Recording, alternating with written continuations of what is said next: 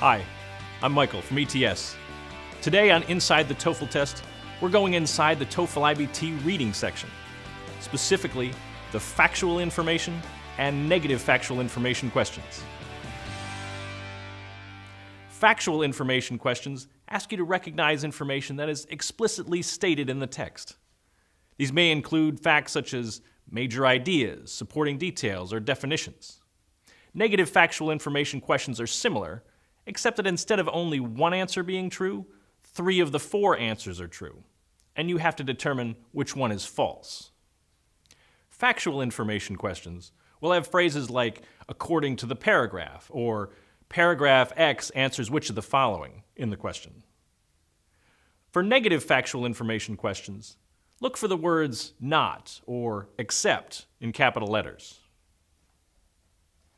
Here are some tips for answering factual and negative factual information questions.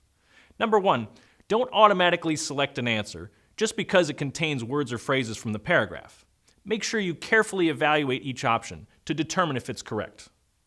2, for the negative factual information questions, remember that you're looking for an answer that either isn't in the paragraph or directly contradicts information in the paragraph.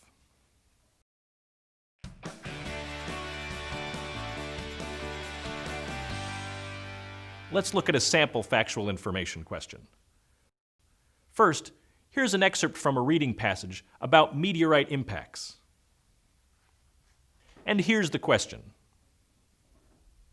Be careful when selecting your answer, because 3 of the 4 answer choices misstate information from the passage or contradict information from the passage.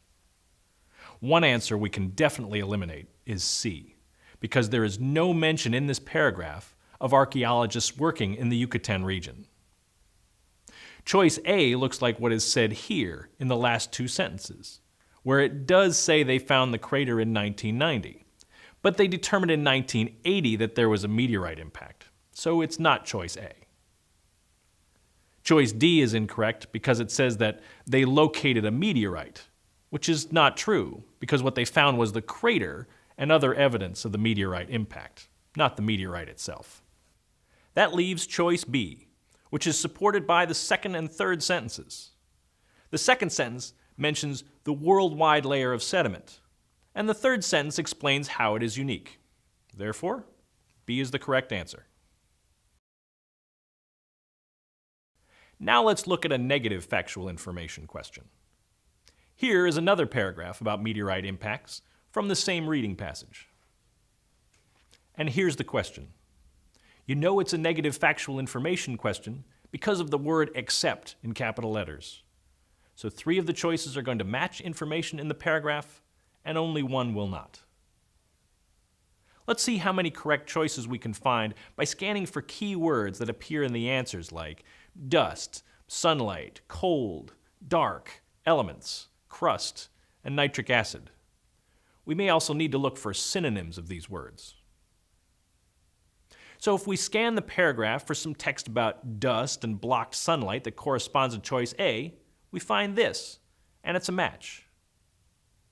Choice B is here, where it talks about the cold and darkness. There's nothing in the paragraph that talks about new elements or the Earth's crust, so choice C looks like it might be the answer. For choice D, we found that information here, where it talks about nitric acid. So choice C is our answer.